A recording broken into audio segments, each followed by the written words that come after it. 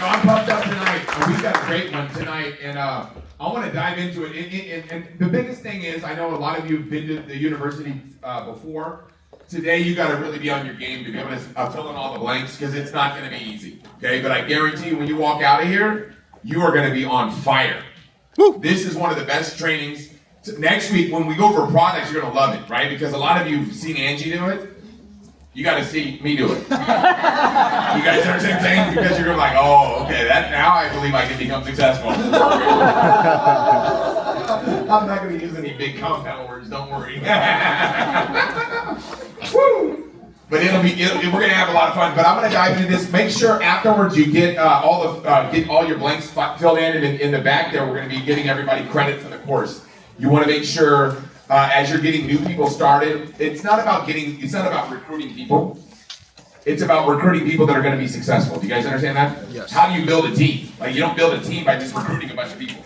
How do you build a team is by doing what, right? Recruiting people that are going to become successful. And that's obviously getting people to graduate from the university program, right? So let's let me see if this works a little bit better. All right, I'm going to go ahead and jump through this stuff right now. I'm going to go ahead and get started. The first thing we're going to be talking about is obviously team building, but I want to get into it focusing on phase one activity. What I'm going to do right now is I'm going to share with you what phase one, phase two, phase three, and phase four is, okay? And this is something that really helped me out when I got started in this profession, is never deviating and getting out of phase one. So you want to focus in on phase one activity. So let me explain kind of phase one for you. Basically, like, new talent is the way to thrive. Everybody knows that, right? Talent's the word that you're looking for there. And what if a sports team stops recruiting? They lose. Yeah, they're not going to become successful. Would you guys agree with that? So recruiting is the word you're looking for there, and you're filling the blank. Obviously, what if colleges stop recruiting? They wouldn't grow. Yeah, they would be gone, right? In 4 years, right? Obviously, what if corporations stop recruiting, right? What would happen if the military stopped recruiting? Okay? What would happen so the question should be what? Should we be recruiting? Yes. Heck yeah, right? Okay? So, and then obviously your last one there is, what's the difference between business and a hobby? That's the biggest thing. It's like, are you running a business? Or is this a hobby for you? You want to make this a business. And that's what this university is teaching you, right? By the time you walk out of this thing, you're going to have a clear, precise direction, a clear path to success. So as you're getting people started in Riman and people start joining your team, I was talking to one of the leaders in the room yesterday, and they said, I've never wanted to recruit more than I am right now. And I'm like, why? They're all, because we have the university system that just literally creates leaders. It's like basically like, pew, make a leader. You guys know what I'm talking about? Just bam, make a leader, right? It just develops people so fast. So let's dive into this information a little bit today. So obviously you guys got all the talent. First word's talent, recruiting. Business, right? So let's make it simple, super simple. So why do we want to stay in phase one right now? Is because of timing. Okay, you want to stay in phase one right now because of what? Timing. Timing is everything, okay? So basically 95% of the millionaires and the $1 million earners get started in the formulation and concentration stage, okay? So the formulation and concentration stage, right? Now 95% of the $1 million earners become $1 million earners during the momentum stage, okay? And then obviously the stability stage, right? When you get involved with a legacy company, you cash in on the momentum time, right? You cash in on the momentum. And now whenever it gets into the stability stage, right, what do? You grab a drink with an umbrella. It's like, you're set. That's the magic. My goal was obviously not to teach you guys network marketing. My goal is to teach you guys how to become wealthy. That's the key. And to be able to be in a situation where it's like you're just sipping on umbrella drinks for the rest of your life. Now I'm getting fired up. Just visualizing that. Tickling your toes in the sand. Woo! Man, that good. So the key is obviously to take advantage of the timing, right? So let's dive into this a little bit more, okay? Right now, where we are is we're in the middle of the concentration stage. So the timing right now couldn't be better than it is right now. This is the time right now where you want to be recruiting like never before, but not just recruiting, but guess what? Building a team. How do you build a team? Get people to graduate from the university. That's how you develop leaders. Right? Somebody said, man, I want to be a director. Super easy, right? All you want to do is create a bunch of team leaders. How do you create a bunch of team leaders? You people to graduate from the university, right? We're going to be promoting team leaders faster than ever before. So let's get into this a little bit more, okay? And I'm going to explain it to you guys like this. It is the Thompson rule, right? I'm so fortunate this week. I had a great call with Larry Thompson and just learning from him. And this is something that he teaches, right? Is basically, and this isn't in your notes, so I'm just going to kind of go through this fast. If you look at a gym's probably like the best example, right? Because there's people that buy a gym membership that don't do anything. Would you guys agree with that? Yes. Okay. I bought gym memberships everywhere. You guys know that? I got one everywhere. Now I don't go in it, but I do have them. Just in case I get inspired. Right? That's called inactivity. Okay. Now 80% of people, right? Basically, these are the people that don't care about fitness. They stop going to the gym, right? Then you got people that want to stay active and healthy, right? That's about 80% of people, right? And that's the type of people that will go to the gym maybe once a week or walk around the block or whatever, take the stairs every now and again. You guys don't. That's basically the majority of people, right? And then you got 15% of people that want to lose weight and get toned, right? So these are the people that are at the gym like 3 to 5 times a week. And then you got those people like the Julian Dones of the world. Do you guys know what I'm talking about? If you said, Julian, you can't go to the gym for a week, dude, he would just start freaking out. Like, start throwing up or something. Like, this is the worst thing I've ever had. Those are the people that want to look like cover magazine models. You guys know what I'm talking about? People on the front of the fitness magazine, and they're in the gym about 7 times a week. Do you guys know what I mean? Julian is in the gym 7 days a week. It's 7 plus times, because sometimes he double dips it. He's a double dipper. 2 scoops, right? Double dipping on that deal. So let me get into you in network marketing terms, right? So this is basically, 5% of people, right? Those are the people that want to make a ton of money. They're doing a lot of phase 1. For your notes, a lot of it. Understand a lot of phase 1 activity. We're going to explain what that is in a second, but for your notes, you want to write down where it says a lot of phase 1, right? And then you got 15% of people that are doing a moderate amount of phase 1. You got 80% doing a little bit of phase 1, and then some people are doing no phase 1.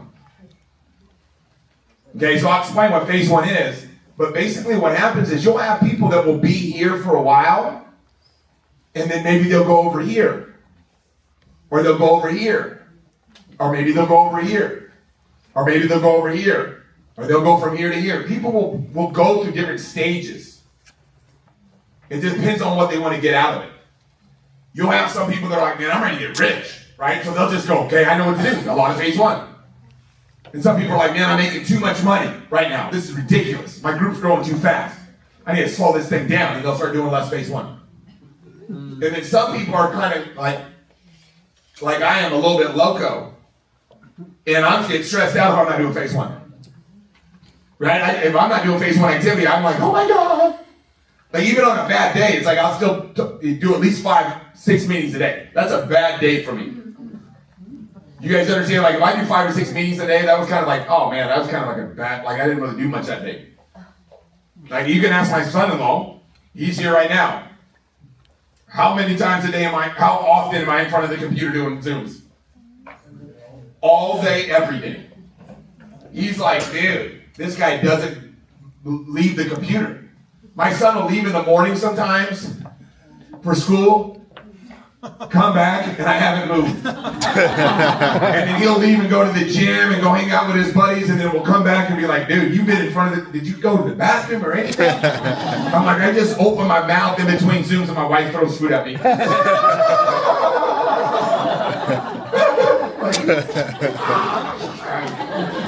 You guys know what I mean? You guys know what I'm talking about? Some of you I know are animals like that, right? You guys are Riman animals like that. Just lock us in a cage and throw raw meat at us.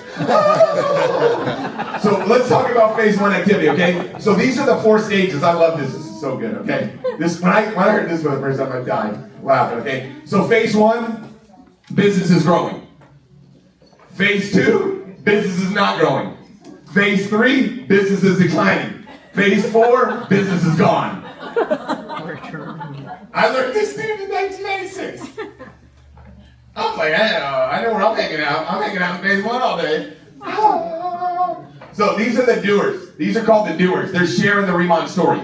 They're leading by example. They're excited. They're attractive. Now, what I mean by attractive is not how you look, because obviously I'm an ugly guy in the beauty industry doing quite well. Attractive meaning you're doing the right activities that attracts people to what you're doing, right? So then you got your phase 2. They're overseeing the doers, basically managing people in phase 1. You guys follow me on that? These guys get into what we call management row or management trap. You read first year network marketing, right? Overseeing the doers, managing people in phase one. Basically, no longer leading by example.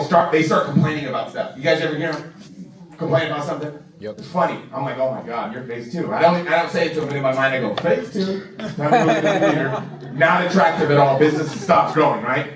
Then you got the overseer of the overseers of the doers. That's when you're overseeing the overseers of the doers, people in phase two, right? So you're overseeing the phase twos. Now you complain a lot. It's hard not to do anything but complain when you're in phase three. You're negative about everything, right? Everything. You're unattractive, your business is declining. Then you got your overseers of the overseers that oversee the doers. Non-stop complaining. You don't know how to do anything but that. You're angry, you're ugly, right? Your business is gone. You want to, guys, I've been doing this for 30 years. You guys know how many times I've seen people get into phase four? Just think about it. Some of you have been doing this business for like 3 months and you're like, this is crazy. 30 years. And I am addicted to this stuff, dude. I'm like addicted. I'm like, how can somebody like not be excited every single day? I'm just jacked up all the time. You guys know what I'm talking about? I just wake up and like, ooh, wait. I feel like it's costing the day. So you don't realize, if you hear somebody complaining, you got to figure out what phase. Are they in phase 2, 3, or 4? Ask them, hey, are you overseeing the doers? Are you overseeing the overseers of the doers? Are you overseeing the overseers of the overseers of the doers? So here it is. This is called building a solid director foundation, okay? Your goal is to have 10 different legs at the convention. Right? You want to have 10 different legs at the convention. This is how you make the big money. I'm going to show you guys right now what big money looks like. And you always want to get started with the end in mind. Some of you guys are like, oh my God, that sounds like a lot of work. I promise you this. You can do it, okay? Okay, so you go wide for profitability, you build depth for stability. You guys catch that? Wide for profitability, depth for stability, okay? You only need 3 legs of team leader, 3 legs of team leaders to hit the structure for director, but you never want to make your minimums your maximums.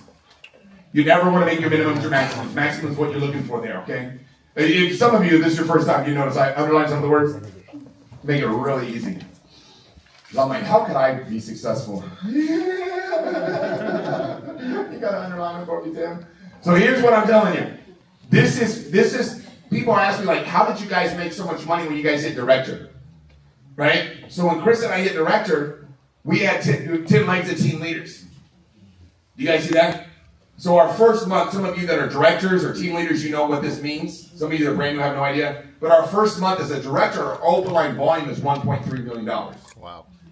In not $1 million, million sales points, right? So how do we get, that's a lot, just so you guys know. Like, for directors, typically, that's pretty good, right? So it was because we had 10 legs. Now what happened to those 10 legs? Most of them became what? Directors. Do you guys see that? Actually, not most of them became directors. Most of them became senior directors. Be honest, right? They didn't become directors. They became senior directors. But they did hit director before they hit senior director. So always remember, look, you might have 3 or 4 legs right now, or you might have 2 or 3 legs or whatever. Just keep going. Here's how I believe. It's easier to build them all at one time. Let me explain to what I'm saying. Like, some of the people, like Julian saw me, and Yvonne, you guys saw us when we were senior managers. Yep. Do you understand what I'm telling you? Actually, Julian, you saw me as a guest. Do you guys see what I'm saying?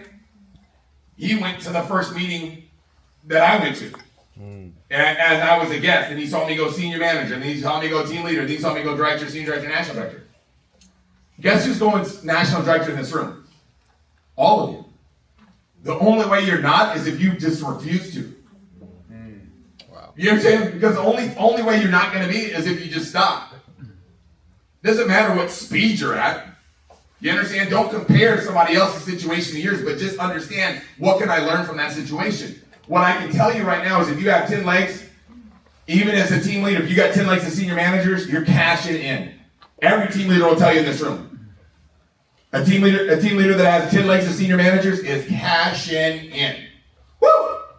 Getting fired up right now, just thinking about that. So here's team building module. Obviously, that's where we're at right now. The proven principles to recruiting. Now we're about to have some fun. Ooh, get ready to have fun. Okay, here we go, man. I'm getting fired up just thinking about it. Okay, we got the easy part, right? We don't have to grow the tree. We just got to plant the seed. That's the easy part, planting the seed. All we got to do is plant the seed. We don't have to grow the tree. God grows the tree. That's the hard part, by the way. Because what if I gave you a seed and said, hey, grow a tree with this? You'd be up all night thinking, how do I grow a tree? Think about that, dude. All we got to do is plant. We don't have to grow a tree. So we got the easy part. All we got to do is plant. So I like to use the parable of the sower, right? And I'm going to put this up there so you guys can all kind of fill it in real quickly. But the lessons from the parable of the sower. This I learned from Jim Rohn. And if you guys have ever listened to his How to Build Your Network Marketing CD. Yep. Yeah, I was at that convention. Wow. That exact one where that recording took place. And I had no idea till this year. Oh my God. I was so pumped. I was like, oh my God. July 17, 1996.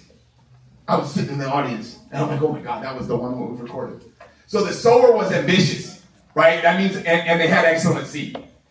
That's important, right? I think everybody would agree, nobody would disagree. We got some excellent seed at Riman. Yes. Okay? You've been in direct sales, you know what I'm talking about. They don't make seed like Riman, okay? And all we got to do is be ambitious, right? And I'm telling you right now, guess who's ambitious? Everybody in this room. Because you wouldn't came here. Maybe some of you that drove for distance, right? Now, you know what I'm talking about. The seed falls by, now what happens is that the seed falls by the wayside and the birds will get it. You ever seen that? You'll be sowing some seed, and guess what happens? The birds get some of the seed. And that happens. You bring somebody to an event, they're all fired up. You get them to a pop-up, they're like, oh my God, I'm jacked. I want to do this. I want to promote with you. And then tomorrow, you're like, well, you call them again, and you're like, hey man, we got to get you enrolled. They're like, well, you know what? I talked to my sister.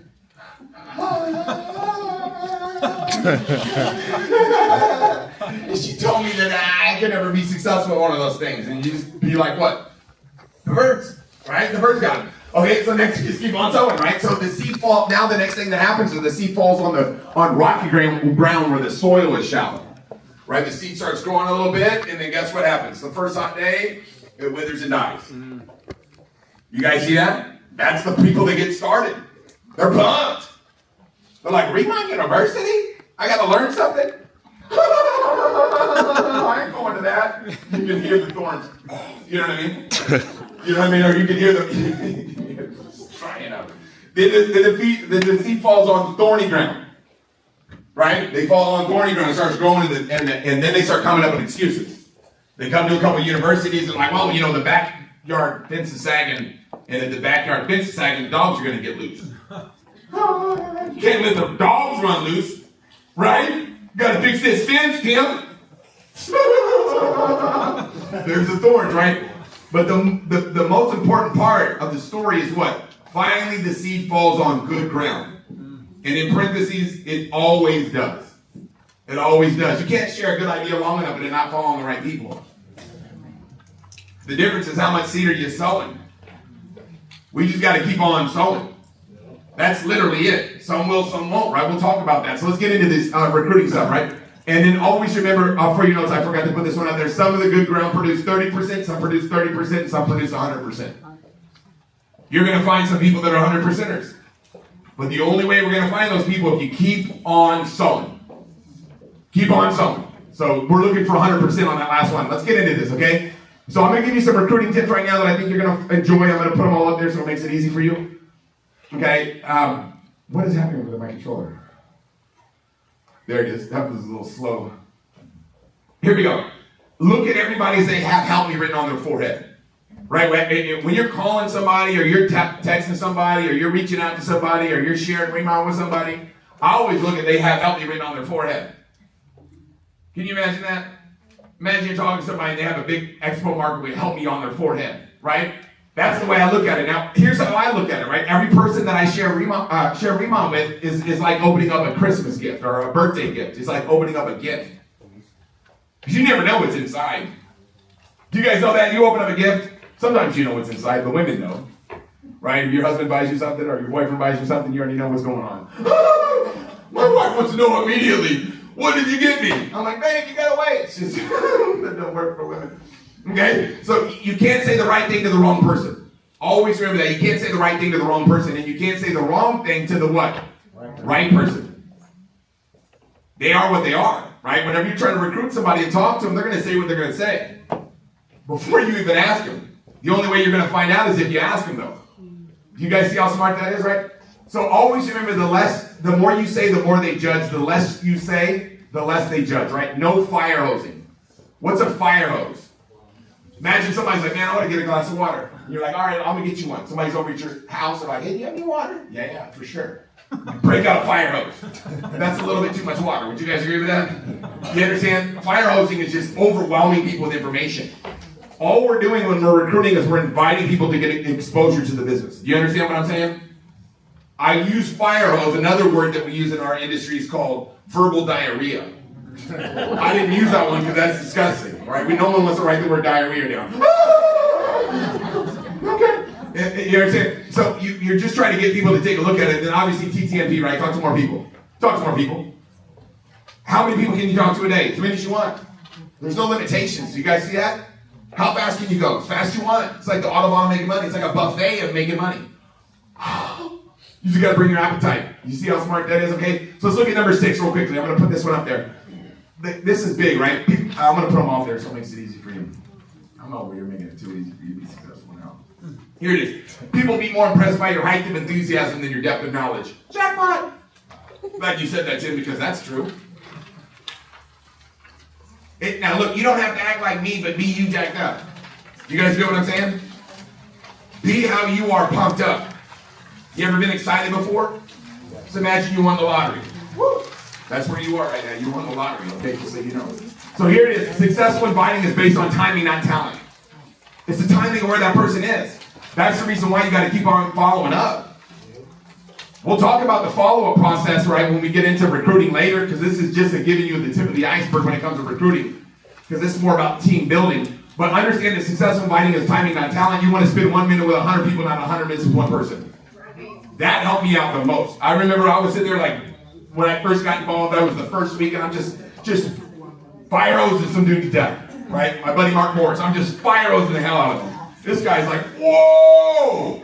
And I'm just sitting there trying to beat him into the business. And I'm like, wait a second, I'm spending 100 minutes with one person. I need to stop doing that. So it came into my head, I said, I just need to stop doing that. Because what happens is, you just gotta be normal. You understand? You guys gotta be normal. Somebody's like, how do you invite people to a pop-up, dude? It's so hard. How do you invite somebody to the movies? How do you invite somebody to a birthday party? You understand what I'm saying? It's not that hard, okay? Professional sort, amateurs convince, okay? That's so big. Professional sort, amateurs convince. You're not, can someone convince against the will is the same opinion still, right? Facts tell and stories sell. A lot of you guys that have ever seen me do a Zoom before, I could train, not a training, but an actual opportunity presentation. I just tell the story. I paint a picture so clearly. You could see the tigers rolling around in the grass. You can see that volcano water. You're like, oh, that does look good. I paint a picture, baby. I get up my Riman paint set and just start painting. Right? Think about it. My mentor told me this, right? I'll get into this in leadership. I'm going to talk more about this during leadership, right, later on in the sessions. But what my mentor told me is he said that what's the difference between Rembrandt and a house painter? They both got a paintbrush. It's the stroke of the brush. And we're going to teach you guys how to do that. But some will, some won't, some wait, right? Some will, some won't, some wait. So what? So who's next? Do you guys see that? A bunch of SWs in there. Right? Some will, some won't, some wait, so what? So who's next? You're looking for the lookers, man. You're looking for the people looking for you. You're not trying to smash a square, you know what I mean, a square peg in a round hole or whatever, however that saying goes, I don't know. And build your business with expectancy, man. You gotta always visualize the results you want. You gotta visualize people being excited about the products. You got to visualize people being excited about the opportunity. You got to visualize people becoming successful with this opportunity. You got to visualize people becoming team leader. You got to visualize people becoming director. You got to visualize people becoming senior director, national director. Do you guys see that? It doesn't happen until you see it first in your mind's eye. And then you paint a picture for somebody else and they can see it, okay? So build your business with expectancy, okay? So let's talk about this, okay? This is something that's so important. It's called mastering edification. Okay? This is big, okay? The higher level of edification you create, the higher the level the influence will be, okay? You got to be thinking ego versus paycheck, okay? You want the paycheck or the ego, okay? How you bring them in is how you bring them up. Always remember that. How you bring somebody into the business, you're already teaching them right there. If I bring you in and I recruit you and I have verbal diarrhea and I fire hose you and you still sign up, what did I just teach you? You're going to do the same thing, right? So you got to do it the right way. So when some people sign up, they can duplicate it. Some of you are like, man, it's not duplicating for me. It's because you're not following the proven plan of action. Okay? So how you bring them in is how you bring them up, right? Make sure everyone, make everyone the issue but yourself. You understand? Make everything the issue is what it's supposed to say. I know Travis is like, wait a second, Tim. That's incorrect. But you want to make everyone or everything the issue but yourself. You don't want to make yourself the issue. You understand? You always edify, right? You always get somebody else. That's when we first started, I told anybody, I said, Danny, I'm going to need you for about 3 months to talk to people for me. And after that, I'm not going to need you no more. I promise you, I'm not going to be a bugaboo. But I promise you, if you give me 3 months at the beginning, let Chris and I get some traction, I'm telling you right now, it'll be a wrap. So for the first 3 months, what I do? Just edify Danny Baby. Still just edify Danny Baby. Because it's this, okay? It's trust plus respect equals success. Let me explain to you what I'm talking about. Your prospects and you, the people that you know, you've got a level of trust. When I got started in direct sales when I was 17 years old, okay, I had no respect for my friends. Why? Because they see me do stupid stuff. Do you guys understand what I'm telling you? My buddies that see me pass out in bushes, my blood alcohol level, my GPA was about the same. But it might have been higher, right? So I'm telling you, my friends didn't respect me, but they trusted me. They know I was a good dude. They love me. So what I did is I built the edification for my brother-in-law, the expert that worked at Ralph's grocery store. You guys know what I'm saying? But he was the expert. So all I did was I edified him. He's hired. I go, my brother-in-law's hired in this company. Tell him, my buddy's like, look, hey, look, man, I might go hook you up. I'm at high school, that's what I'm doing. Don't tell anybody, okay? I go hook you up. My brother-in-law's hired in the company, and he might be able to get his positions working. I think we can make some serious money, but don't tell anybody. They're like, right? I'm like, look, and I bring him to meet my brother. I was like, look, when you meet him, you better show some respect. I go, give him a firm handshake. What's your handshake? So I was like, what's your handshake? I go, no, that ain't right. Try again. Oh, that's it right there. That's the one. And then when you meet him, say, it's a pleasure to meet your acquaintance. You know what I mean? I'm like, you say it now. I have my friends like, pleasure to meet your acquaintance, sir. I'll be like, here, this is his favorite book. Hold on to this book. He'll like you if you have this book in your hand. Dude, I had them so edified. It was working at a grocery store. But I understood trust versus respect. Trust, when you have trust plus respect, it equals success, right? You guys have no idea. I'm telling you what, I know how to do this. My mentor told me, I said, I'm doing that. Okay? So you want to create edification for somebody else. You use that third-party expert. Whoever your upline is, they might work at a grocery store. Perfect. That's what I did. You guys see that? Okay, so let's talk about this, okay? Heart before the hand. I'm going to put these all up there. Tell somebody get what they're looking for. Guess what? Tell somebody if you're trying to help somebody find what they're looking for, the first thing you got to do is what? Figure out what they're looking for. Hello? Whoa, geez, that was too much for you guys. Goodness gracious. Is this clicker serious? There we go. Goodness gracious. Sorry about that. Here we go. Let's talk about this. I love this, okay? These are called heart before the hand reminders. Our job in Riman is to do what? Help people get what they're looking for. Make no mistake about it. As a sponsor, when you bring somebody in this business, it's your responsibility. They should call it responsibility, right? Your responsibility is to do everything you can in your power to help them get what they want. To me, it's just like navigating your kids, right? You find out what your kids' goals and dreams are, then what do you do? As a parent, you do whatever you can to get that to become a reality, okay? That's exactly it. You help navigate it, right? So number 2 is discover their why, right? Discover the why they want what they want. Follow me on that, okay? Discover the why. Why they want what they want. You guys understand? I grew up very poor. Extremely poor. So when I got involved in network marketing, guess what I did? I saw it as a way for me to become successful. I didn't want my kids to go through what I went through growing up. And I didn't even have kids at the time. I was 17, but I knew someday I was going to be a parent. You know what I'm talking about? You know when I knew I was going to have to be a parent. So I was enjoying practicing. None of you guys remember high school. You never did that. But anyway, I'm like, I'm going to be a parent someday. I want to make sure what? That my kids don't have to live like I live. So I knew that what? That I had to create something for them. So in the back of my mind, I experienced that. I slept on top of Alderwood Elementary School in the portable out back. I know what that felt like. So when I got involved in this industry, I was fortunate enough to have had these experiences. My life probably wouldn't, I probably wouldn't have been, my wife and I were talking about the other night, man. It was like a Saturday night.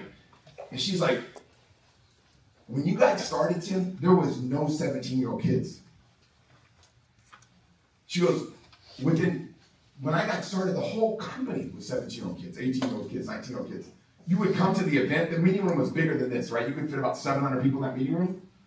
Every night, if there was somebody that wasn't 18 there, it was crazy. Or 19, it was like, where did you come from? We're like, we got a grown up here. That's what we thought. we got a grown up. My wife was trying to explain it to my son-in-law. She goes, there was not any young people when he got started. But I just believed in people. I'm like, anybody can do this. Who cannot do this? This is playing tag. 1, 2, 3, 4, 5, 6, 7, 8, 9, 10. Right now, here I come. Tag your it, tag your it, tag your it, tag your it. She goes, how did it happen? How did you were able to do it? I said, it's because I was poor. If I didn't grow up that way, I wouldn't have persisted. Because the first 6 months, I didn't break any records. I think I made $12.67. But the next 6 months, I made $147,000. What changed? What changed was I went all in. That's what changed. I was all in. I was not, you can't win an Olympic gold medal by dipping your toe in the water. Would you guys agree with that? Yeah. You ever see that person? Imagine the thing goes off, everybody dives in, and Michael Phelps is like, boom. Boom. That's all he's doing. You know that ain't true. Michael's going for it, okay? So discover why they want what they want. For me, it was super simple. I didn't want my family to grow up the way that I did. So I had a drive and desire that couldn't be denied. That was my why. You know, my first goal was to get that Mercedes Benz. Why? Because I was driving, my brother-in-law gave me a 1986 orange Nissan Pulsar. And it used to be red, but the sun beat it up, it was orange. You guys know what I'm talking about? I was all jacked one day. I was like, damn, my tires aren't bald anymore. Because once they go past bald, they start getting like a little bit of little feel comes out. I'm like, I got traction again, baby. I'm talking like, once they pick the tires and they're big, then the tread starts to come out. The little iron pieces. I was like, oh, I got traction again. Cracked windshield. Dude, one of the windows didn't roll up, so my car was all moldy. I probably got like whatever happens when you get mold around. You know? I probably got that thing for sure. You know what I mean? My car had a hole in the bottom of it. You guys know what I'm talking about? I'm not even playing games with you guys. It wasn't like a Fred Flintstone hole, but it was big enough that if you got pulled over by the cops, you could take your bottles of beer and stick them out. So I was like, oh, this is sweet, dude. We got a little skate pod. Put all the stuff out, guys. So become the master of form. Family, occupation, recreation, money. You guys get that? But it was the why that I wanted the Mercedes Benz was because of the way that people looked at me in that car. I wanted to be looked at differently. You guys get what I'm saying? Like that was the thing. I didn't like people looking at me like, dude, who is this guy? Who's this hobo? You know what I mean? So form is family, occupation, recreation, money. You got to get good at asking people those questions. What, when, where, why, how, right? Open door questions about, you know, their family. Tell me about your family. Tell me about your occupation. You know what you like to do for fun. So you get good at finding out what people's hot buttons are, right? Because guess what? We're not recruiting, okay? We're not recruiting. We're making friends. Do you guys get that? Yeah. You're making friends. That's all you're doing, okay? So care more about the person than the transaction. Don't look at people as they have dollar signs on their forehead. You guys get what I'm saying? I had an upline. This dude's name was Dale McNeely. If you guys know him, because he's from St. Clemente, don't tell him. But he would come up to me and be like, my guest, he'd be like, he would do this. He had these huge eyebrows, and he'd like to just throw one of them up and down. He goes, you know, if you join, I make $45. I'm like, bro, stop. Jesus Christ. Don't talk to any of my people. He does not care about me, but he's care about his $45 a day. Oh my God, man, I got the worst. Okay, so I'm gonna give you guys some examples, right? I'm gonna give you a couple. He was something special. Oh my God, Tim, stop! That's the reason why everybody hates you. Oh God. Okay, let's see if we can't put these things up here, Timmer. I think we might be bad. Look at that. Number 3 became number 4. Good job with the animation, bud. Okay, here we go. I'm going to give you guys an example, right? Well, obviously, peek and pass, right? This is the first example. So if I know somebody's hot button, right? So let's say that I'm talking to Josh and I know his hot button, okay? When Josh got started in Riman, he was basically looking for a way. You guys get what I'm saying? It was kind of in a limbo stage. You guys get that? You like limbo better, right? Yeah, it's a better word. Some of the other selected words in the past. So he was in a limbo stage, right? He was looking for a way. He was looking for something to do. You guys get what I'm saying? So basically, if I came up to him and I already know what his hot button is, super simple. Would you agree with that? All I'm going to say is, I know last time we talked, right, you were looking for a way to make some serious money. Are you still keeping your options open for making more money? What's he going to say? Yes. Yeah, I said, look, now I'm going to go right to it, right? If I could, bop, bop, bop, would you, bop, bop, bop. If I could show you a way for you to be able to make more money than what you're making now, kind of find something you can sink your teeth in and become successful, because that's something you would be interested in. He's going to say what? Yes. Yes. Now I'm going to say, are you serious or just kidding? Are you serious or are you just kidding? What's he going to say? Serious. Serious. And I just qualified him. So if he starts being stupid and asking me a lot of questions and being negative, guess what I said? I thought you said you were serious, bro. You guys catch that? This is taught to me by Dr. Brad Davis, man, when I first got involved in network marketing. This guy was so smart. Okay, so look at this. Not sure if you qualify. Look, and I'm going to tell him, right? I'm not sure if you qualify or it's for you. Now I'm taking it away from him. Did you guys catch what I just did? Are you serious or just kidding? Serious. Look, I don't know if you qualify or it's for you, right? But let me ask you a question. What's better for you to get together with this person I'm working for and see if it's something that we can do together? Is Saturdays or Sundays better? Is weekends or weekdays better? Give them an alternative choice. Afternoons or evenings. I said, ask me, what's better for you? Our meeting started at 7. You guys see this? What's better for you, afternoons or evenings? Afternoons, perfect. Let's get together then at 7 o'clock. What's better for you, afternoons or evenings? Evenings, perfect. Let's do 7 o'clock then. You guys get that? So form, right? If I start talking to my son-in-law, let's say he's not my son-in-law, I start talking to him and he tells me, that he just had a brand new baby, right? So I'm like, oh man, you have a brand new baby. Man, that's perfect. So now I'm going to say, look, you know what? I'm sure you probably want to be able to, spend more time with your kid growing up, right? As your kid grows up, you want to be able to be around your baby more, right? What's he going to say? Yeah. He said, look, if I can show you a way to do that, would you be interested? Are you serious or just kidding? I don't know if you qualify on this for you. Well, you better get together after this. It's like, dude, this works. Now, what am I talking about, K-Beauty? Talking about skincare? No. Talking about what? Why?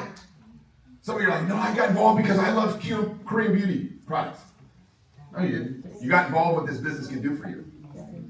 You justify the emotional decision you made because it made too much sense, but the reason why we're involved in this is for what it can do for us. Everybody's tuned into the radio station, WIIFM. What's in it for me, okay? So this is my favorite one right here. Ooh-wee. Travis knows where I got this one from, okay? This is an example number 2. I'm gonna get somebody right now. This is gonna be good. Okay, perfect. Who has a job right now currently? Let me ask him. Okay. I'm gonna ask you. What was your first name? Nikki. Everybody say, what's up, Nikki? Okay, so Nikki, where are you currently working at? I'm an occupational therapist. Okay, so watch me do this, okay? So you're an occupational therapist, okay? So I'm gonna say, Let me ask you a question. How long you been working there? 15 years. Dang, you've been there for 15 years? Now, do you guys see what I'm doing? I'm repeating the answer back to her, letting her know that I'm paying attention. Did you guys catch that? I'm not asking people questions like a crazy person. Where do you work at? How long have you been there? Like, whoa, dude, we're not interrogating people, dude. Tell me where the dead bodies are. It's like, what are you doing, bro? Chill out, dude. Like, ask a question, smile, repeat the question back to them. How to make people like you 90 seconds or less. They go to the food. Come on, baby, we read the book. So, how long you been working there? 15 years. What do you like best about at that profession, Nikki? I love working with children and families and helping them. It's kind of like making a difference in people's lives, huh? Absolutely. Why did I just change it up? Because we don't have an opportunity to be able to work with kids here. Do you guys get what I'm saying? So sometimes you got to be smart and figure out what they're really saying and knowing how we can connect to what we're doing with Riman. So you kind of like really helping people out. Let me ask you this question. Like if there was one thing you could change, or what do you like least about it? What would that be? Exchanging time for money. So you're the type of person where it's like, dang, you know what? I want to be able to make more money and have more free time, right? Is she not already signed up? Yes. What am I going to say? Let me ask you this question. If I could show you a way for you to really help people out, and at the same time, not be in a situation where you're trading hours for dollars, is that something that you might be interested in? Boom! I can do it all day long. Who else has a job? Anybody else have a career? Someone say, I want to be big time. I can do this all day long. You understand? What do you like? Like, it's super simple. It's like basically a no-brainer. Like, I can talk to anybody, anytime. If I see somebody working, somebody's like, how do you talk to strangers? Relax, we're not kindergartners. You understand what I'm saying? We're not in kindergarten. Like, parents taught us never talk to strangers, except for when it's Halloween, dress up as a character, go knock on their door and ask them for kids. What are we doing? So all I'm doing is what? I'm asking them what I like most about what they're doing right now. And then I'm finding something that we have. I'm digging a little bit, figuring out what we got that can offer that. You guys get what I'm saying? What do we have that's kind of like that? And somebody's like, a nurse, I like helping hurt people. Oh, so you're really affectionate, right? You like, like seeing people whenever they get in a bad situation and take them to a better situation. Is that what you're saying? You get what I mean? Like, somebody's saying, I'm a waiter, but I like seeing people eat their food. Oh, if I can show you a way to see people eat their food. Like, we don't have that. You understand what I'm telling you? So you got to be smart enough to figure out a little bit deeper. So I'm going to be like, oh, you're the type of person that you like to see like gratifying results, right? Whenever somebody is experiencing something amazing and you're like, man, you know what, that person's satisfied, right? So you like helping people out, basically, right? Boom, got it. You understand? So sometimes you got to dig a little bit, right? So if I can show you a way to get basically more of what you like and avoid what you dislike, that's basically what I'm saying. You guys get what I'm saying? But I don't say it like that because I would sound crazy. You understand what I'm saying? If I said, Nikki, if I could show you a way for you to get more of what you like and avoid what you dislike, would you be interested? That sounds absolutely absurd. You guys get that? I hope you're getting this. Because I don't want anybody being like, I went out there and talked to 10 people, Tim, and I asked them what they like most and what they like least. And I said, I can get less of that, more of this. Would you be interested? So you've got to fill in the blanks a little bit. You got to be, and you guys want to know how I got good at this stuff? I'm not even joking around. I'm going to tell you guys, this is embarrassing. Nobody knows this. I had a cat. And I would talk to the cat. I'm not embarrassed that I had a cat. I am a dog person now, but at the time I had a cat. And I would walk around the house trying to recruit the cat. You guys think I'm joking? You guys know my first presentation? When I started speaking in front of the room, I was nervous as could be. I was so nervous speaking in front of the people. I was like, I can't get in front of a room. So I worked on my cat. do my presentation to my cat. So, okay, here we go. The power of taproot. Let's get this thing rocking and rolling, okay? Understand what a taproot is, okay? The taproot system is the largest, most central, and most dominant root from which other roots grow laterally. You guys know what a carrot is? A what? Taproot. A beet is a what? Taproot. So I'm going to teach you guys how to taproot. It's called taprooting, okay? Understand the taproot, right? Now, and then letter B is what? I like to say number B. Number B, right? Okay? So typically a taproot system grows directly downward. Did you guys catch that? Okay, now taproots are hard to uproot. And if a taproot breaks, the part that stays in the ground will often re-sprout.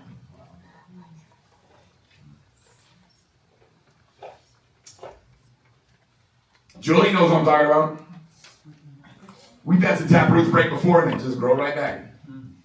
You guys see that? You understand what a taproot is? We're trying to drive depth. So let me explain it to you a little bit better, because that doesn't make very much sense. Like, okay, we're talking about. So, all right, Tim, we're talking about plants now, okay?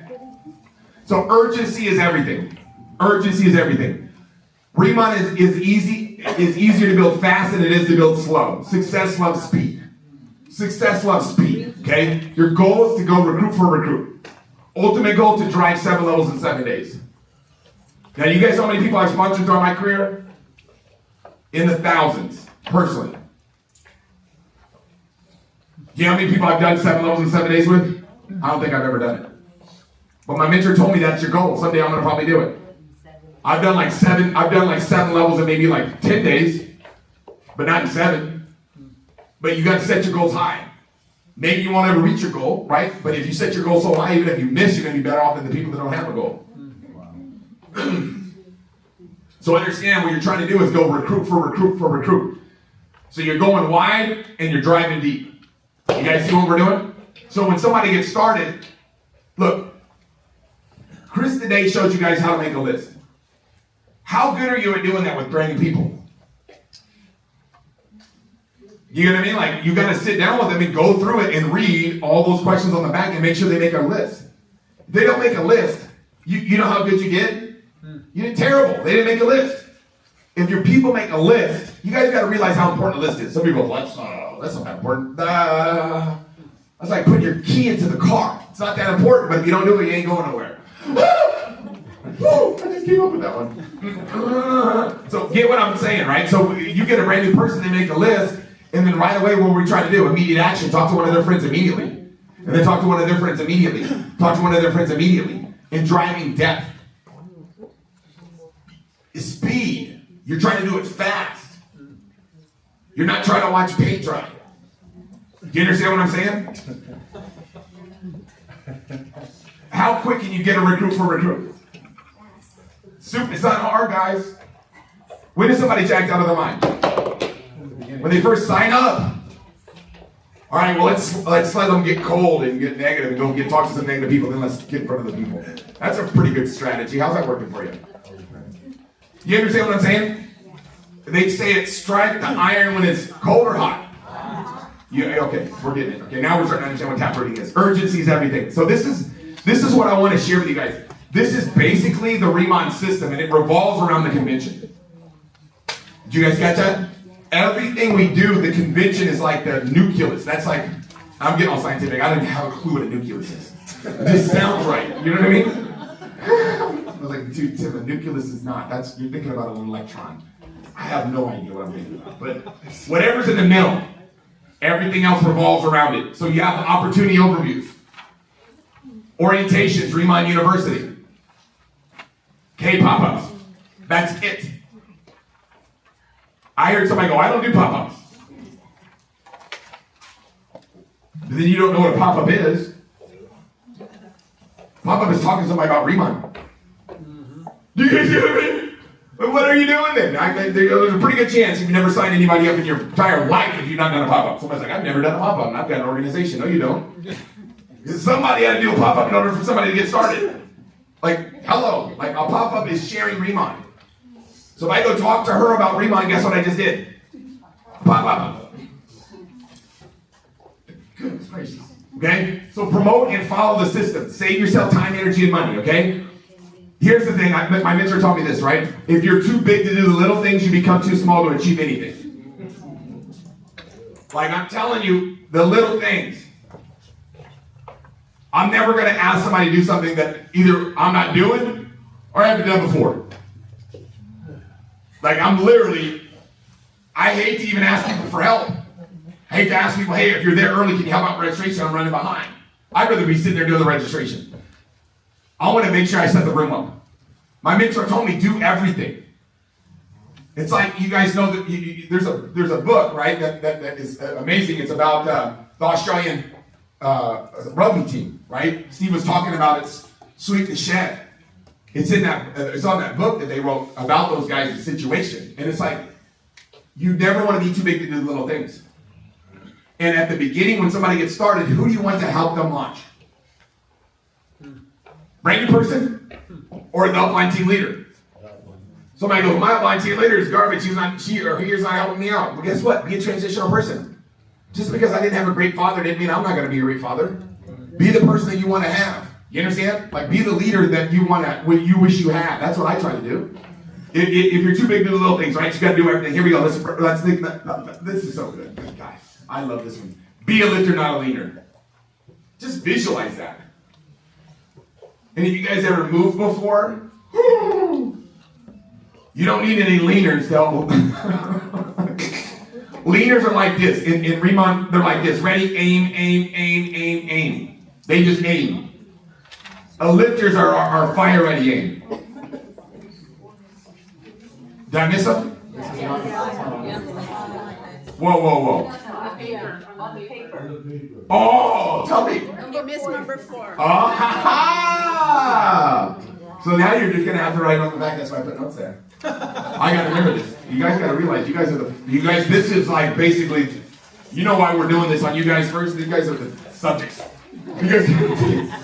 Right, I've ran this university before, so I know what the end result looks like. Okay, we did $1 billion in sales because of it, so I know what happens. But we're doing this first, and then tonight I got a call with the Philippines. We're going to be launching this out of the Filipino office. The office in the Philippines. I'm going to be talking in the UK about how to do this in the UK. We're going to be doing this in all this office. Mexico's already ready. They're already on board. Like, they're ready to make it happen out of the Mexico City office. So we're going to be duplicating the system and developing people. So obviously, number 4 is not on there, so we got to fix that. So Travis, remind me, please. He was like, what are you doing making a mistake, Jim? We're going to do it. Okay? I'm over here struggling. You might have to take a picture of that one. Be a lifter, not a leaner. Be a lifter, not a leaner. Somebody's like, Tim is getting off-roading now, and you did not even put number 5 on the list. Okay, leaners are already aim. Leaners are. Okay, lifters are fire ready aim. Like, let's go. You're looking for people that are going to make it happen. You want to be that person. Okay, and if this thing's all butchered, I see people talking about it. That means I probably mess everything up. Okay? Is number 5 on there? Yeah. Woo! It's probably written down to number 4. So anyway, always have a new project that you're developing. Always have a new project that you're developing. Okay, and I know that 99.9% of you guys are not a Star Wars fan, and I'm not even really one, but I like to use this one. You Padawan, Jedi Knight, Jedi Master. You understand? Okay? So always be recruiting new people. You're either 20-80 or 80-20.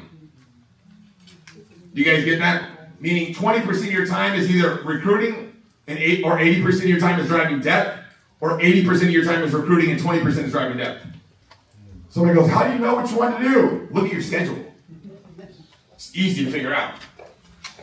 If you're like sitting around all day and you got nobody to talk to, because nobody's putting you on the phone with people, it's pretty easy to figure out what you should be doing then, right? Look in the mirror and go, hey, let's get to work. And then shake your head yes and be like, all right, that person's pumped. You guys get that? You can't sell yourself on doing it. There's a pretty good chance you're not going to be able to influence other people to do it, okay? So get yourself jacked up to make it happen, right? Do everything right with them so it duplicates. So when you sign up a brand new person, you guys know what I'm talking about? You have a new project that now you signed up. You want to do everything right with them so it duplicates. You want to get results fast. Okay, visualize them becoming successful. That's a huge one, okay? And always recognize the little steps of progress. I talked about this at the convention, or for the senior managers and higher. It's like teaching somebody how to walk. Did I spell recognize right? Because that didn't even look right. Anyways, yeah. It's like teaching a little baby how to walk. You need to get jacked out of their mind, right? You ever seen like, you guys that have babies, like when your baby took a first step and fell, where you like, wee, boom, and throwing stuff at them? No. You were like, what? Yeah! Taking pictures and videos now on the phone. Back in the days when I had kids, we didn't have all that stuff, but you know what I'm talking about. You get excited, and then they get all excited and they do it again. You guys see that? So you want to get excited about progress. You don't want to be a critical person to develop leaders. I'll talk about that later. Let's go. Let's do this. Okay? Success in direct sales is a series of impending events, okay? This is going to be a long one, okay? Success in direct sales is a series of impending events. Excitement is caught, not taught. You guys get what I'm saying? Excitement is caught, not taught, okay? Have a sense of urgency and a fear loss mentality. Adopt the get everyone promoted before pay period deadline mindset. This is the secret on how I do it. You understand? Like, this is the secret. This is the secret sauce. Okay? I know you're like, it's just Thousand Islands, bro. So here the major impending events are. Monthly promotions. Right now we got the cleansing promo going on, right? Boom, promoted. Okay, it's coming to an end. Convention pick tickets, new prices. You got to be looking out for whenever the convention tickets go up, and you make that a major what? Impending event. What's an impending event, Tim? Let me explain it to you like this. Christmas, what impending event does that drive? Buying Christmas trees. Would you guys agree with that? If we started selling Christmas trees right now, we wouldn't be very effective. Would you guys agree with that? Yeah. So open up a Christmas tree lot, people would literally call the house or whatever it's called. Can you imagine what would happen if we started? If we open up right now, Christmas tree lot, that'd be terrible. But if you do it in what? In November, late November, you're smart. Did you guys agree with that? So convention tickets and pricing, right? Impending event is what drives people to take action. 30 days to upgrade starter kits. You got to be knowing when people's what? 30 days is. Okay, that's D, letter D. Letter E is unilevel, 1,000 points SP. That's a major impending event every month, making sure your team is doing that. Right? 3-month rolling deadline for manager, senior manager. Who got started in December? December, January, February, right? So it's actually what? What did I say? December? January, February, March. So who got started in what? January. All the people got started in January. When's their 3 months coming to an end? Anybody know? End of March, right? We got to make it happen, okay? So basically, 5-month deadline for team leaders. You got to know when that is, right? Because it's a 5-month rolling, okay? Retail bonuses, 2,000 or 4,000. Who's close? Monthly maintenance, right? For team leaders and higher. 10,000 or 100,000 for what? Directors. These are the things that drive the volume. Like, people are like, why do you guys have those? Because you want people to do something. You want somebody to be like, I'm a team leader, and I don't make any money. Because there's no maintenance. So I just hit it, and I got a pin, and I retired. No, we want to make people money, okay? Every team leader, 10,000. Every 10,000 they do is 40 travel points. So if I do 10,000 in volume, how many travel points I get as a team leader? 40, right? If I do 20,000, how much do I get? 80. If I do, what's the next number after that would be 60. What's 80? That'd be 120, right? So every 10,000, so you look at your report and see who's close to the 10,000, 20,000, 30,000, 40,000. That's how you drive volume. Okay? So let's talk about this. Power of town pruning, right? Always duplicate, never complicate. Always what? Duplicate, never complicate. It's like playing tag. 1, 2, 3, 4, 5, 6, 7, 8, 9, 10. Ready now, here I come, right? Simplicity is the strategy. Break out the big crayons and copy and paste. Copy and paste. Control C, Control V. This is the secret sauce. Don't overcomplicate it. You guys, like, when you watch my product training, you're like, dang, dude, that's awesome. Why? Because it's not ingredients. It's how you feel about it. You'll see me sell the product. You'll be like, damn, no wonder you sold $1 billion in skincare, bro. You're crazy. People get jacked because I'm jacked. I'm not like, you know what this ingredients? Hyaluronic acid 2.4. Shut up, dude. Like, what are you talking about, dude? It's RK Snowflakes, bro. RK Snowflakes, man. They're in around 100. You sound crazy. You don't do that.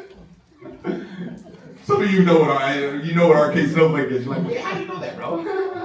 I know this stuff, but I don't talk about it because I'm not trying to be stupid looking. So become a leader that develops leaders, right? Become a leader that what? Develops leaders. Okay, I'm going to teach you guys. This is the goal right here. So check this out. A is what? Company's the same for everybody. B, pay plan's the same for everybody. C, the industry's the same for everybody. D, the train's the same for everybody. E, the products are the same for everybody. Did you guys catch that? We all got the same products. It's not like my products work better on people's face than yours. You understand what I'm saying? It's not like, oh, Betsy, her skincare industry is better than my skincare industry.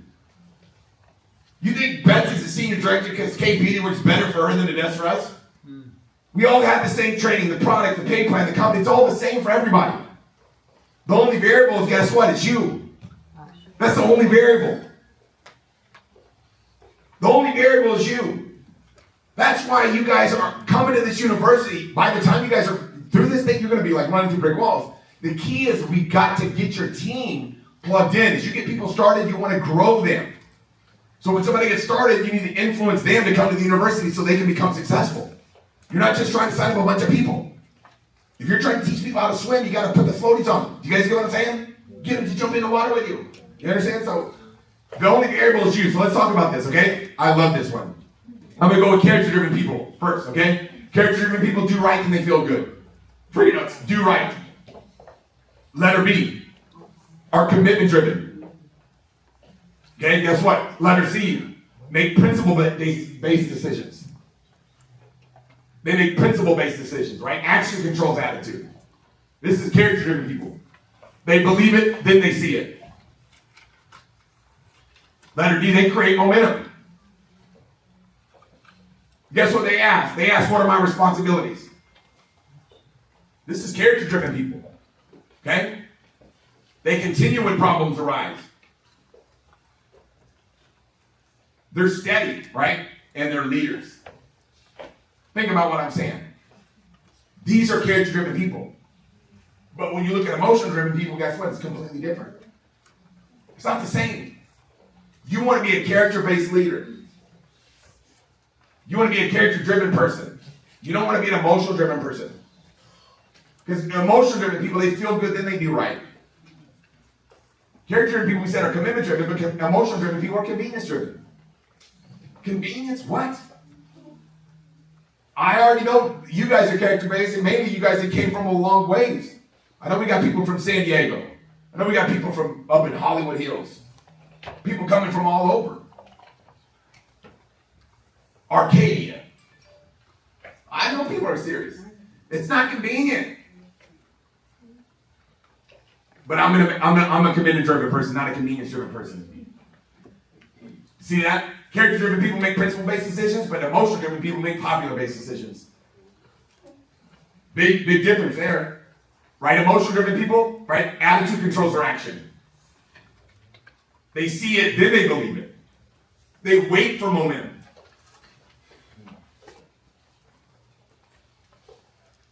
Who do you think makes the money? The people making the momentum or the people waiting for the momentum? People making it. Woo! The fire starters, right? Let's go. The emotion-driven people ask, what are my rights? What are my rights as a leader here? Your rights? Your rights is get to work and lead by example, because that's what leadership is. You can't lead from the back. You can't push a rope. Can you imagine that? Push a rope.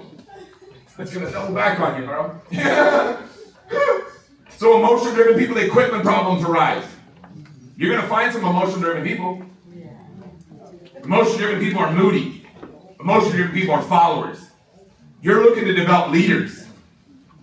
You want leaders in your organization. You want people that can do this business, and all you have to do is cheer for them. Do you guys see what I'm saying? Just cheer for them. You're not looking for people to hold their hand.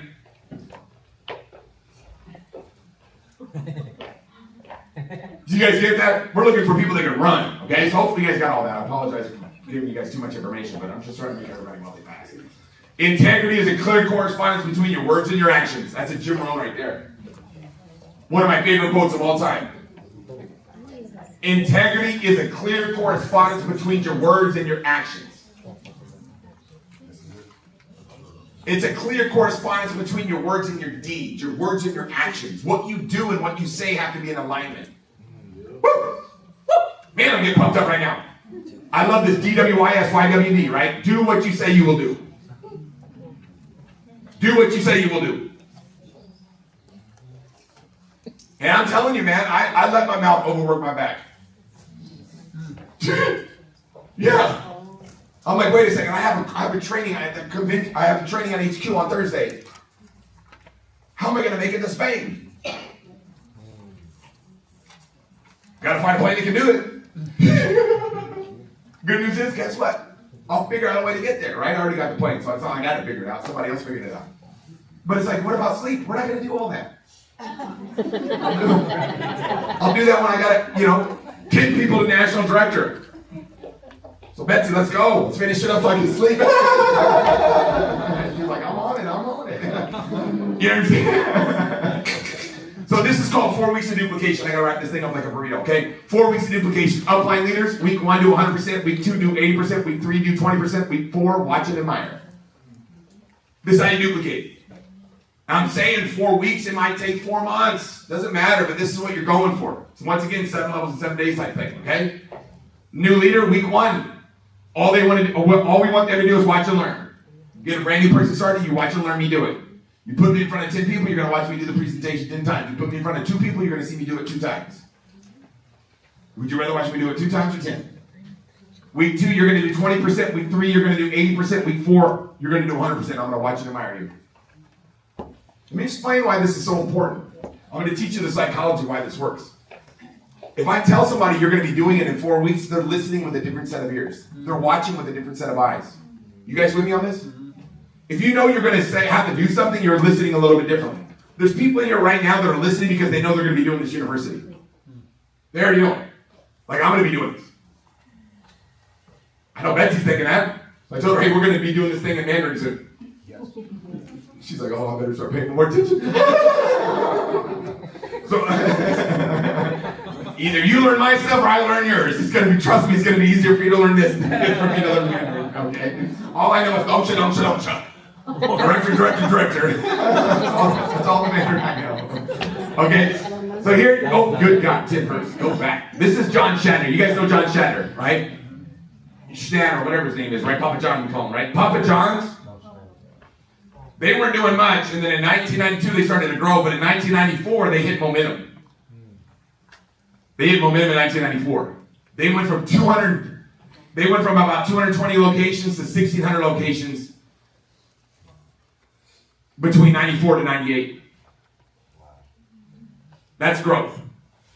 But guess what he said? It's my job to build the people that are going to build the company. Did you catch that? We're here to build people. We're here to teach people not how to do this. I'm teaching you how to teach other people how to do this business. Don't learn this business and don't learn this information because you're like, all right, cool, I know it now. You're not learning to know, you're learning to teach. You teach to teach. You're teaching teachers. Do you guys see that? That's good stuff. Okay, here we go. How to become a leader? We already know this, right? Leaders who develop leaders, they multiply their growth. Leaders that develop followers, they add one at a time. So this is the difference. This is the difference in math.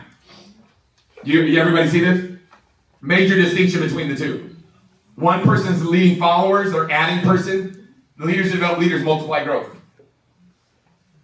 This is the secret sauce right here that I'm telling you. You're looking for people that are leaders. Okay? You're looking for people that want to become leaders.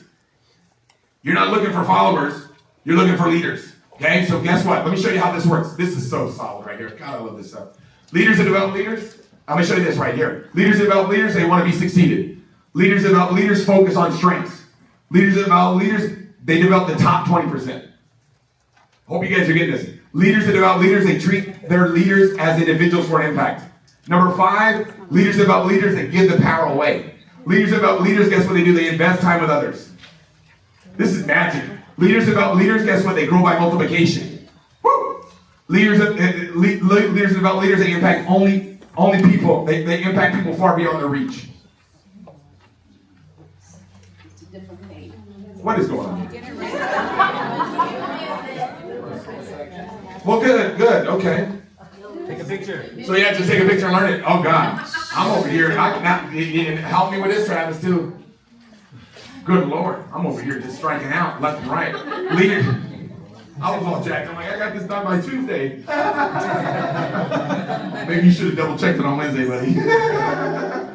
But just so you know, okay, then I can give it to you the way I want to give it to you. Leaders want to be succeeded. Leaders about followers need to be needed. Do you need to be needed or do you want to be succeeded? Major distinction. Right? Leaders about leaders focus on strengths. Leaders about followers, they focus on weaknesses. Which one are you doing? You guys see the difference? Right? Leaders about leaders, they develop the top 20%. Leaders about followers, bottom 20%. Leaders about leaders, they treat people as individuals for an impact. Leaders develop followers, treat everybody the same for fairness. Leaders give the power away, leaders develop followers, hoard the power. Leaders develop leaders, invest time with others. Leaders develop followers, spend time with others. Leaders develop leaders, grow by multiplication. Leaders develop followers, by addition. Leaders develop leaders, they impact people far beyond their reach. Leaders develop followers, impact only people they touch personally. That's the magic. I went to go recruit this guy. I'm like, okay, this dude, I'm gonna go recruit this dude. So I went to go recruit him, and he's like, I reached out to him, he goes, man, I would love to get on the Zoom with you. I'm like, well, damn, this guy's gonna sign for sure. He's like, my mentor was mentored by you in 1998. He's all, I've heard stories about you my entire career. I'm like, well, get over here, motherfucker. But I was like, damn, dude, that was crazy. Because what happens is you'll mentor somebody, it's like, boom. You have no idea. Like, that's what we're doing here. We're developing leaders, okay? So create a senior manager workshop, okay? Senior manager factory. The hardest way to become a director is to focus on director. Easiest way to become a director is become a senior manager factory. Becoming an SM factory, right? When you start, Riman, 80% is recruiting new planners and 20% is developing new senior managers. Literally what we're doing. When you first get started, it's all about recruiting people. You're just recruiting people, turning them into senior managers. Once your organization is huge, you're just finding people that are not senior managers and what? Making them senior managers. Imagine you have 5 people sign up in your team this month, and you help all 5 of them go senior manager. What happens? Woo. Your group is growing like wildfire through it, right? Let's do it. Woo! Man, I'm getting pumped. So everybody gets that. So I love that picture of that factory. Okay, here we go. Let's see if we can move forward. So here we guys go. The key is getting everybody to the convention, August 7th, 8th, and 9th, right? 7th to the 9th. In Jim Grant, it's going to be at 3799 South Las Vegas Boulevard, Las Vegas, Nevada, 89109. Here we go. Register today. Single tickets are only $139. A 10-ticket bundle is $999. That ends April 30th, so we got till April 30th to take advantage of those prices, okay? That's when it's going to become an impending event, but you need to get everybody registered right when they get started.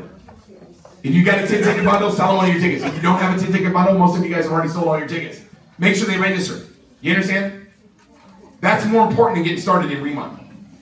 You guys get what I'm telling you. Any of you that have been to a convention, you know. The convention is what made the impact. That's how you grow leaders. That's how you put them in an environment where they make commitments and make decisions, okay? So let's talk about what's going on. Tomorrow, this is going to be big. If you guys want to jump on this training, feel free to. It's going to be Zoom, so it's going to be very easy. Chris Kim's going to be talking about how to recruit your way to director. Okay, that's going to be at 6 p.m. Pacific. Feel free to jump on that Zoom. It'll be powerful. Next week, you guys know what's going to be happening. We're going to be going over products 101. It's going to be powerful. So tonight, we went over a lot of information. Now we're going to raffle off. We got 3. We got 4. So first one's going to get to pick. We got 2 calming gels. You guys with me on this? 2 calming gels. Woo! Oh, she already got one? Oh, she's the list person. Who's got the list? What do you want? You want the calming gel, oil mist, or the Derm Pulse? Yeah, she's like, I know I have the retail value on these. So here we go. We got 3 left. Okay, here we go. Get ready. Here we go. I'm going to pick 3 out. Okay. 1, 2, 3. This was the first one. 789, 791. 789, 791. 791, 789, 791. Woo! All right, here we go. 789, 806. We got 806. Oh man, this is crazy. Did you get it? Woo! All right, you want it? Congratulations. Oh, we got another one. Okay. Okay. 791 and 806. Okay. You want a calming gel? Calming gel or 2 oil mist? Okay, 2 oil mist. Calming gel. Okay. Here we go. 789, 821. Who's 821? 821. 789, 821. We got an 821. Oh, I think you won last week. Oh, I thought you did. Boom. Now you're a winner. I thought you won last week. Here we go. Let's give all our winners a round of applause.